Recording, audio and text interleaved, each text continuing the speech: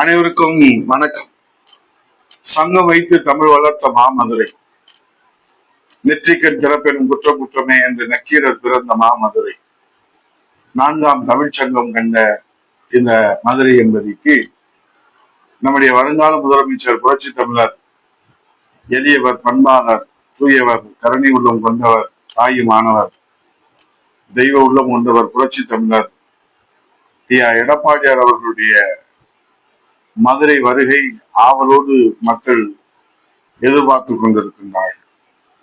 காரணம், புரட்சி தலைவி இதய தெய்வம் அம்மா அவர்களும், புரட்சி தலைவர் எம்ஜிஆர் அவர்களும், புரட்சி தமிழர் ஐயா எடப்பாடியார் அவர்களும் மதுரை மக்களை எப்படி நேசித்தார்கள் என்பதற்கு ஆயிரம் ஆயிரம் எடுத்துக்காட்டுகள் இங்கே நம் உண்டு.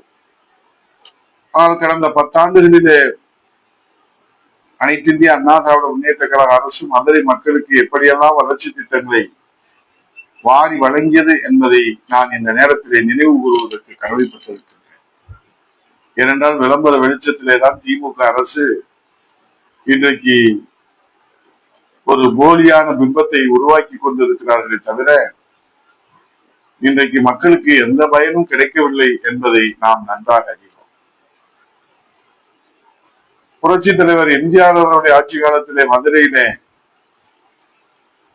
மிகப்பெரிய வளர்ச்சியை காண்பதற்காக 5ஆம் உலகத்தமிழ் மாநாட்டை மதுரையிலே நடத்தி காட்டினார். மதுரையின் பெருமை உலகெங்கும் எடுத்துச் செல்லப்பட்டது. புரட்சி தலைவருடைய காலத்திற்கு பிறகு இதய தெய்வம் புரட்சி தலைவி அம்மா அவர்கள் புரட்சி தலைவர் நிறுவிய உலக தமிழ்ச் சங்கத்திற்கு இடம் ஒதுக்கீடு செய்து தமிழ் வளர்த்த மதுரையிலே 4ஆம் தமிழ்ச்சங்கம் என்ற மதுரையிலே உலக தமிழ்ச் சங்கத்திற்கான வானுயர்ந்த கட்டடத்தை உருவாக்கி கொடுத்தார்கள். புரட்சி தலைவர் இதய தெய்வம் இருவரும் தெய்வங்களின் வழியிலே வந்த புரட்சி தமிழர் ஐயா எடப்பாடியார் அவர்கள் அம்மா அவர்கள் உருவாக்கி கொடுத்த அந்த திட்டங்களை எல்லாம் தொடர்ந்து செயல்படுத்தி, குறிப்பாக மதுரை மாநகராட்சிக்கு அம்மா அவர்கள் ஆட்சி காலத்திலே 2011 250 கோடி சிறப்பு நிதி, மதுரை மாநகராட்சி ஏழை எளிய மக்களுக்காக 12 அம்மா உணவகங்கள், 37 கோடி அளவிலே உலக தமிழ்ச்சங்க வளாகம், அம்மா புண்ணியத்திலே விளையாட்டுத்துறை அமைச்சராக நான் இருந்தபோது 6 கோடியிலே செயற்கை இலை ஹாக்கி மைதானம் மதுரையிலே உருவாக்கப்பட்டது. எம்ஜிஆர் திருப்பெயரில் இருக்கிற அந்த ஸ்டேடியத்திலே மதுரை மாட்டுத்தாவணி அருகே 9 கோடியிலே அம்மாவின் அரசிலே ஆவணி பேருந்து நிலையம், 7,90,000 குடும்பங்களுக்கு விலையில்லா மிக்சி, கிரைண்டர், மின்சார விசிறி, அரசு ராஜாஜி மருத்துவமனையிலே 20 கோடியிலே மருத்துவ உபகரணங்கள், 5 கோடியிலே மருத்துவமனை கட்டடங்கள் அமைத்து 25 கோடி உருவாக்கப்பட்டது. அதே போன்று கப்பலூர் முதல் திருமங்கலம் வரை சுற்றுச்சாலையை 4 வழிச்சாலையாக 217 கோடி, மதுரை மாட்டுத்தாவணி அருகே 12 கோடி மதிப்பில பல சந்தை தனியாக உருவாக்கப்பட்டது.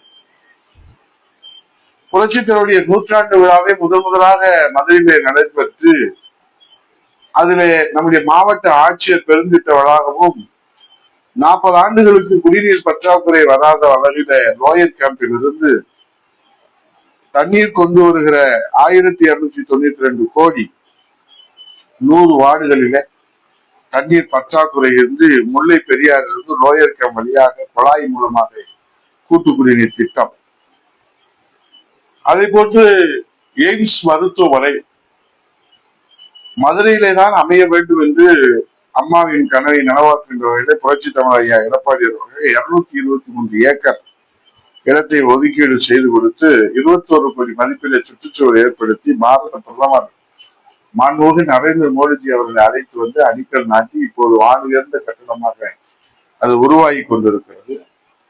12 ஸ்மார்ட் சிட்டி திட்டங்களே மதுரைக்கும் ஸ்மார்ட் சிட்டி திட்டத்தை அம்மாவினுடைய அரசு வழங்கியது. பாதாள சாக்கடை இணைப்பு திட்டத்திற்காக 275 கோடியை உருவாக்கியது. துணைக்கோள் நகரத்திலே நெரிசல் குறைப்பதற்காக திருமங்கலம் சட்டமன்ற தொகுதி தோப்பூரிலே உச்சப்பட்டியிலே 571 ஏக்கர் மதிப்பிலே துணைக்கோள் நகரம் 289 கோடியை புரட்சி தலைவர் ஐயா எடப்பாடி ஆட்சியில அம்மாவுடைய கனவு திட்டத்தை நிறைவேற்றுவதற்கு உருவாக்கி கொடுத்தது. அதே போல குடிசை மாற்று வாரியத்திலே ஏழை எளியவர்களுக்காக நம்முடைய திருமங்கலம் தொகுதியில கரடிக்கல், தோப்பூர், கருத்த புளியம்பட்டி, ராசாக்கூர் உள்ளிட்ட இடங்களிலே 427 கோடியில 4740 வீடுகளை உருவாக்கி கொடுத்தார். அதே போல நம்முடைய ஜீவாதார பிரச்சனையான இருக்கக்கூடிய முல்லை பெரியாறு அணை நீர்மட்டத்தை 136 அடியிலிருந்து 142 அடியாக உயர்த்தி கொள்ளலாம். பேபி அணை பழுதுபார்க்கப்பட்ட பின் 152 அடியாக உயர்த்தி கொள்ளலாம் என்ற வரலாற்று சிறப்புமிக்க தீர்ப்பை புரட்சித் தலைவர் இதயதேவ அம்மா அவர்கள் 2014 பெற்றுக் கொடுத்து அதற்கு விவசாயிகள் ஒன்றிணைந்து நன்றி அறிவிப்பு மாநாட்டையும் நடத்தினார். அதுபோல 40 ஆண்டு காலமாக வறண்டிருந்த மதுரை தெப்பக்குளம், வந்தியூர் மாரியம்மன் தெப்பக்குளம் புரட்சி தமிழைய எடப்பாடியோட ஆட்சி காலத்திலே தான் நிரந்தரமாக தண்ணீர் தேக்கி வைத்து நிலத்தடி நீர் உயர்வதற்கு வழிவகை செய்யப்பட்டது. மேலூர் பகுதியில கூட்டுக்குடியின் திட்டத்திற்காக 284 கோடியை வழங்கியது. உசிலம்பட்டி நகராட்சியில கூட்டுக்குடியின் திட்டத்திற்காக 73 கோடியை வழங்கியது. சோழவந்தான் பேரூராட்சியில குடிநீர் திட்டத்திற்காக 5 கோடி வழங்கியது. 40 ஆண்டு கால கனவு திட்டமான உசிலம்பட்டியில 58 கிராம கால்வாய் திட்டத்தை முழுமையாக நிறைவேற்றி அதில் தண்ணீர் வர செய்தது. மதுரையில நீர் ஆதாரமாக திகழும் மாடக்குளம் கண்மாய், வண்டியூர் கண்மாய், திருப்பரங்குன்றம் கண்மாய் மற்றும் மதுரை மாவட்டத்தில் உள்ள கண்மாய்கள் எல்லாம் தூர்வாரப்பட்டது. நிலையூர் கால்வாய் நீட்டிப்பு செய்வதற்கு பாசன பரப்பை அதிகப்படுத்துவதற்கு எடப்பாடி தலைமையிலான அரசு நிதி ஒதுக்கீடு செய்தது. வைகை ஆற்றை மேம்படுத்த 84 கோடி ரூபாய் வழங்கியது எடப்பாடி அரசு. மதுரை காலவாசல் பகுதியில் 58 கோடியில உயர்மட்ட பாலம், பாண்டிகோயில் பகுதியில் 50 கோடியில உயர்மட்ட பாலம், குருவிக்காரன் சாலையில 23 கோடியில உயர்மட்ட பாலம், மதுரை வைகை ஆற்றின் குறுக்கே புரட்சி தலைவர் பெயரிலும் புரட்சி தலைவர் அம்மா பெயரிலும் 32 கோடியில 2 உயர்மட்ட மேம்பாலங்கள், மதுரை காமராஜர் பல்கலைக்கழகம் அருகில் 40 கோடியில செக்கானூரில் உயர்மட்ட பாலம், மதுரை கோரிப்பாளையத்தில 164 கோடி உயர்மட்ட மேம்பாலம் அமைப்பதற்கான 110 நிதியிலே புரட்சி தலைவி அம்மா அவர்கள் உருவாக்கி கொடுத்தது. மதுரை மாநகரை விபத்தினை தடுக்க மைய தடுப்பு சுவருக்காக 52 கோடி, 3 மாவடி முதல் ஆணையூர் வரை சாலை விரிவாக்க பணிக்கு 50 கோடி, மதுரை 4 மாச வீதிகளிலே சிறப்பு சாலை திட்டத்துக்கு 50 கோடி, பறவை தோரிமான் மதுரை இணைக்க 18 கோடியில உயர்மட்ட மேம்பாலம், மதுரை வெளிவட்ட சாலையிலே வாடிப்பட்டி முதல் திருமங்கலம் வரை 499 கோடி, மேலூர் முதல் காரைக்குடி 4 வழிச்சாலை 659 கோடி, நம்முடைய திருமங்கலம் முதல் ராஜபாளையம் வரை 4 வழிச்சாலை உருவாக்கப்பட்டது. பாண்டிகோயில் பின்புறத்தில இருந்து தோரங்குறிச்சி வரை பறக்கும் சாலை, பறக்கும் பாலம் 1000 கோடியிலே உருவாக்கப்பட்டது. மதுரை ராஜாஜி மருத்துவமனையிலே புதிய கட்டடங்கள் 325 கோடியிலே, ராஜாஜி மருத்துவமனையில கூடுதல் மல்டி ஸ்பெஷாலிட்டி மருத்துவமனைகள், மதுரை அரசு மருத்துவமனையில 50 கோடியில சர்வதேச தரத்திலான மகப்பேறு மருத்துவ மையத்தை அமைத்து தந்தது. அதே போல மதுரை மீனாட்சி அம்மன் கோவில திருப்பதி தேவஸ்தானம் போல லட்டு வழங்குவதை இலவசமாக வழங்குகிற ஒரு மகத்தான திட்டத்தை உருவாக்கி கொடுத்தார்கள். அதே போல மதுரை மக்கள் நிர்வாக வசதிக்காக திருப்பரங்குன்றம், மதுரை கிழக்கு, மதுரை மேற்கு, கன்னிக்குடி ஆகிய புதிய 4 வட்டங்களை உருவாக்கி மேலூர், திருமங்கலம் என்று 2 புதிய கோட்டங்களை உருவாக்கியது. அதே போன்று மாவட்ட ஆட்சியர் கட்டிடம் 30 கோடியில கூடுதல் கட்டிடம், மதுரை பெரியார் பேருந்து நிலையத்தை மேம்படுத்த 167 கோடி, மதுரை மீனாட்சி அம்மன் கோயில் அருகே 42 கோடி மதிப்பிட 12 வாகன நிறுத்துமிடம் அமைக்கப்பட்டது. மதுரை தமுக்க மைதானத்தில 47 கோடி மதிப்பிட கலாச்சார மைய கட்டிடம், மதுரை பிரதான சின்னங்களை பராமரிக்கும் மற்றும் மதுரை மாநகராட்சியில் உள்ள தெருவிளக்கை சீரமைக்க 71 கோடி, உலக முதலீட்டாளர் மாநாட்டில HCL நிறுவனம் மென்பொருள் உற்பத்திக்கு 500 கோடி, அதே போல 100 கோடி மதிப்பில பல்வேறு நிறுவனங்கள், இதனால் இளைஞர்களுக்கு வேலை வாய்ப்பு. அதே போல இன்றைக்கு மதுரை மாவட்டத்தில் முதலமைச்சர் சிறப்பு குறைதீர்ப்பு முகாமில் 21,600 மனுக்களுக்கு தீர்வு கண்டது. அதே போல மதுரை விமான நிலைய திட்டத்திற்கு ஓடுதள பாதை விரிவாக்கத்திற்கு அண்டர் பாஸ் திட்டத்திற்கு மத்திய அரசு ஒப்புதல் பெற்று இதற்காக 90% ஆணை பெற்று NOC பெற்றுக் கொடுத்தது அம்மாவினுடைய அரசு. எடப்பாடியார் முதலமைச்சராக உசிலம்பட்டியில் உள்ள பெருங்காவனூர் வீர தியாகிகளுக்கு 100ஆண்டு நிலையை போற்றுகின்ற வகையில 5 ஏக்கர் பரப்பளவிலே 1.5 கோடி மதிப்பிலே மணிமண்டபம் அமைக்கப்பட்டது. உசிலம்பட்டி நகர்பகுதியில தேவதந்த தேவர் ஐயா மூக்கியா தேவர் கல்வி தந்தை அவர்களுக்கு திருவுருவ வெண்கல சிலை அமைப்பதற்கு அரசாணை வெளியிட்டது. திருமங்கலம் கல்விக்குடியில மாமன்னர்கள் விடுதலை போராட்டத்திற்கு வித்திட்ட முதல் விடுதலை போராட்ட வீரர்கள் மாமன்னர்கள் மருது சகோதரர்களுக்கு 2 கோடி மதிப்பீட்டில பட்டா நிலத்தில அங்கே வெண்கல திருவுருவ சிலை அமைத்து கொடுத்தது. புரட்சி தலைமையிலார் ஐயா எடப்பாடி ஆட்சி காலத்தில் தியாகிகளுக்கு போற்றுகின்ற வகையில நாம் சிலைகளை அமைத்து போற்றுகின்ற வருகிறோம். புரட்சி தலைவர் அம்மா அவர்களுக்கும் இருபெரும் தெய்வம் அவர்களுக்கும் அந்த இதெல்லாம் அமைக்கப்பட்டது. அதோடு நம்முடைய திருமங்கலம் தொகுதிக்கு புரட்சி தமிழ் ஐயா எடப்பாடி அவர்கள் புதிய கலைக்கல்லூரியை கொடுத்தார்கள், தானே வந்து துவங்கி வைத்தார்கள். அதே போன்று சாலைகளை மேம்படுத்துவதற்காக சிறப்பு நிதி திருமங்கலம் நகராட்சி, கல்லுப்பட்டி பேரூராட்சி, பேரையூர் பேரூராட்சி, திருமங்கலத்திற்குள்ள ஒன்றியத்துக்குட்பட்ட திருமங்கலம் ஒன்றியம், கள்ளிக்குடி ஒன்றியம், கல்லுப்பட்டி ஒன்றியத்துல 116 ஊராட்சிகளிலும் சாலைகளை மேம்படுத்துவதற்கு, இணைப்பு சாலைகளை போடுவதற்கு, கிராம சாலைகளை போடுவதற்கு சிறப்பு நிதியை விடுவித்தது எடப்பாடி முதலமைச்சராக. அதே போன்று புதிய வருவாய் கோட்டம் உருவாக்கியது, புதிய வருவாய் வட்டம் உருவாக்கியது, தீயணைப்பு நிலையத்திற்கு புதிய கட்டடம், நகராட்சிக்கு புதிய கட்டடம், புதிய பேருந்து நிலையம் திருமங்கலத்திற்கு ரயில்வே மேம்பாலம் கொடுக்கப்பட்டது. அதற்கான அரசாணை வெளியிட்டு நிதி ஒதுக்கீடு கொடுக்கப்பட்டது. அதே போன்று சுங்கச்சாவடியிலே உள்ளூர் மக்களுக்கு தொடர்ந்து சுங்க கட்டணத்திலிருந்து விலக்கு பெற்று கொடுத்தது. இதையெல்லாம் நான் இன்றைக்கு பட்டியலிட்டு நான் சொல்லுகிறேன் என்று சொன்னால் ஒரு நீண்ட பட்டியல் என்று நீங்கள் நினைக்க வேண்டாம். இது மதுரை மக்களுக்கு வைகை நதியை காப்பாற்றுவதற்கு, இருபுறமும் வைகை நதியை பாதுகாப்பதற்கு, போக்குவரத்து நெரிசலை குறைப்பதற்காகவும் புரட்சி தமிழ் எடப்பாடியார் காலத்துல வைகை நதி பாதுகாப்பு சுவர் என்கிற அடிப்படையில அங்கே சாலைகள் அமைக்கப்பட்டது. அந்த சாலையை அமைத்ததனால்தான் வைகை நதியில ஆக்கிரமிப்புகள் குறைவாகி இன்றைக்கு வைகை நதி பாதுகாக்கப்பட்டு போக்குவரத்துக்கு நெரிசல் இல்லாமல் இருக்கு. இது என்ன பட்டியலிட்டுக் கொண்டே சொல்லுங்க. இன்னைக்கு நிலைமை என்ன? மதுரைக்கு அறிவித்த திட்டங்கள் இன்றைக்கு ஏதாவது பகுதியில மாநகராட்சியில சாலைகள் போக்குவரத்துக்கு ஏற்ற வகையில் இருக்கிறதா? ஒரு புறத்துல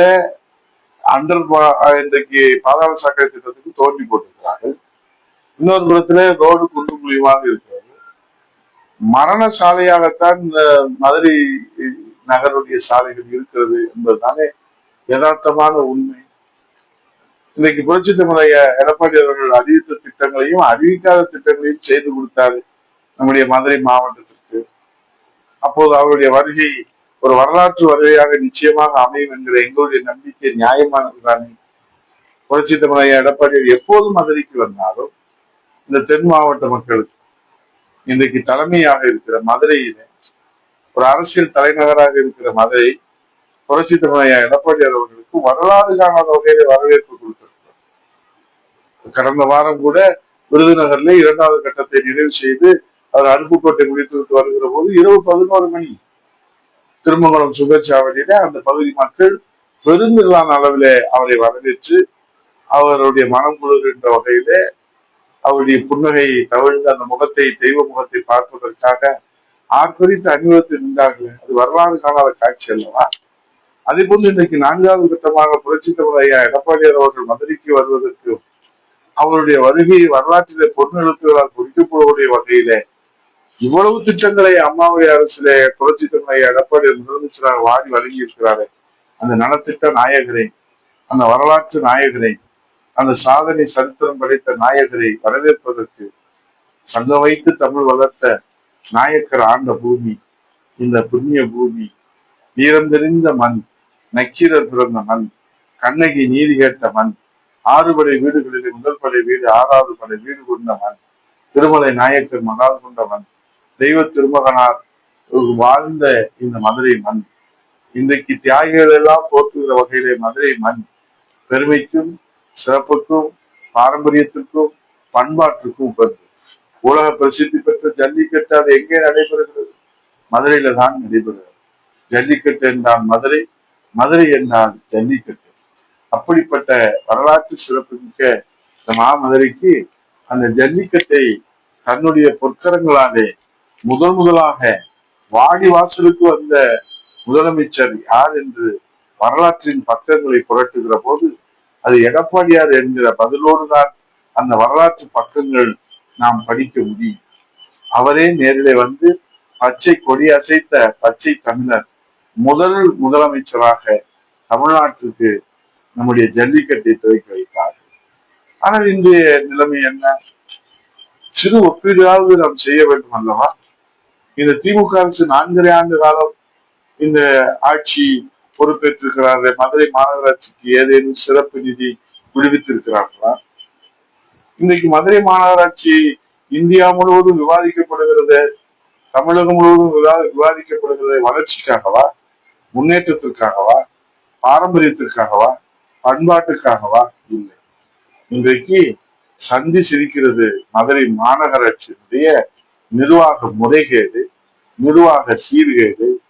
இதை எப்படி இந்த மக்கள், தமிழ்நாட்டு மக்கள், மதுரை மக்கள் பொறுத்து கொள்ள முடியும்? தலை குனிந்து நிற்கிறதே இந்த அரசு தான். இந்த மதுரை எங்கே சென்றாலும் நீங்கள் எங்கிருந்து வருகிற மதுரை இல்லையா என்று கேட்கக்கூடிய ஒரு நிலைமையை இந்த நிர்வாக சீர்கேடு மாநகராட்சியில இதுவரை இந்த மதுரை மாநகராட்சி கண்டதுண்டா? மதுரை கண்டதுண்டா? அரசு கஜானாவிலே சேர வேண்டிய பணத்தை இவர்கள் கட்சிக்காரர்களுடைய கஜானாவுக்கு கொண்டு போய் சேர்ப்பது எந்த வகையிலே நியாயம் என்று இன்றைக்கு மதுரை மக்கள் நியாயம் கேட்டு, நீதி கேட்டு இன்றைக்கு அவர்கள் துன்பத்திலே, துயரத்திலே இருப்பதை நாம் எப்படி கடந்து போக முடியும்? இளைஞர்களுக்கு வேலை வாய்ப்புக்காக நாங்கள் உடனடியாக இங்கே டைட்டில் பார்க் அமைக்கிறோம் என்று சொன்னார்களே, ஆட்சி முடிகிற தருவாயில் இருக்கிறது, அமைத்தார்களா? மெட்ரோ ரயில் திட்டம் ஒத்தக்கரையிலிருந்து திருமங்கலம் என்று சொன்னார்களே, கொடுத்தார்களா? கப்பலூர் டோல்கேட் அகற்றப்படும் என்று, சுங்கச்சாலை அகற்றப்படும் என்று சொன்னார்களே, செய்தார்களா? அலங்காநல்லூர் சர்க்கரை ஆலையை நாங்கள் திரும்பவும் நடத்துவோம் என்று சொன்னாங்களே, செய்தார்களா? ஜல்லிக்கட்டு காலை வளர்ப்பதற்கு 1000 ஊக்குத்தொகை என்று சொன்னாங்களே, கொடுத்தாங்களா? 58 கால்வாய்க்கு நிரந்தர அரசாணை என்று சொன்னாங்களே, கொடுத்தாங்களா? முல்லை பெரியார் அணியில 152 அடி உயர்த்துவோம் என்று சொன்னார்களே, செய்தார்களா? மேலும் சிப்காட் என்று அறிவித்தார்களே, அது என்ன நிலைமையில இருக்கிறது? பந்தல்குடி கால்வாய் என்ன நிலைமையில இருக்கிறது? ஒன்றே ஒன்றுதான் செய்திருக்கிறார். அவருடைய தந்தையார் பேரே ஒரு நூலகம். அந்த நூலகமுமே மழை காலங்களிலே மழை தண்ணீர்களுக்கெல்லாம் நூலகத்திற்குள்ளே வந்து விடுகிறது. அப்படிப்பட்ட நூலகத்தை தான் வடிவமை அவசர கோலத்திலே அள்ளி தெளித்தது அப்பாவின் திருப்பெயர்.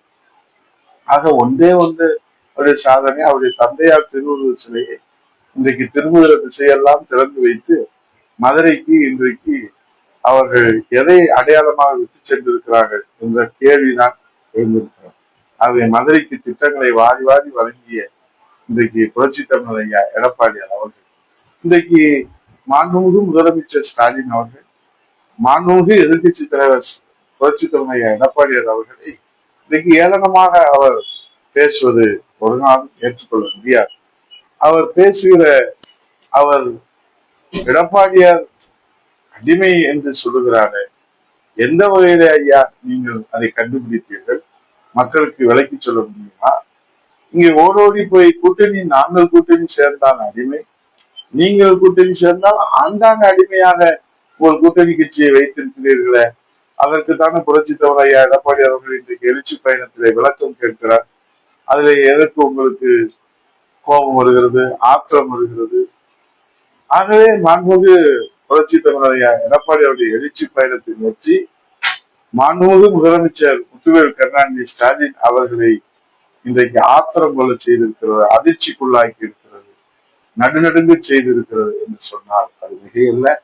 அந்த வரலாறு, வெற்றி வரலாறு மதுரையிலே வெற்றி சரித்திரமாக முத்திரை பதிக்கும் என்று சொல்லி புரட்சி தமிழர் ஐயா எடப்பாடியார் அவர்கள் 4ஆம் கட்டமாக மதுரை மாநகருக்கு வருகிற போது மீண்டும் ஒரு சித்திரை திருவிழாவை போல, எடப்பாடியார் சித்திரை திருவிழா போல எடப்பாடியாருடைய வருகை மதுரை மக்கள் மனதிலே நிறைந்திருக்கிற அந்த வரலாற்று நிகழ்வை நாம் ஒன்று கூடி நாம் சிறப்பு செய்வோம்.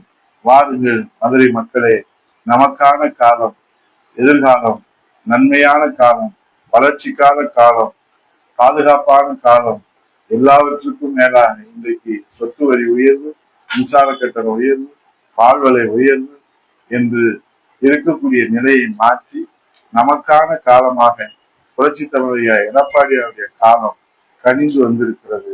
வரலாறு